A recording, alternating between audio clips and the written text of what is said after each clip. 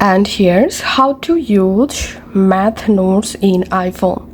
First of all, make sure to update your iPhone to iOS 18 or newer. Now go to your calculator.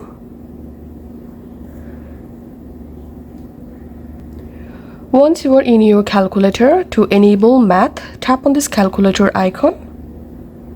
And here you will find these math notes. Tap on that to enable math note. Now to create a new math note, tap here. And now you can use your keyboard to write math just like so. And here you can see it's working. Or you can select this mark tool, select a pen, and all you have to need, let's make some math here. And here we can see the results automatically showing. So that's how we can use math in iPhone. Thanks for watching.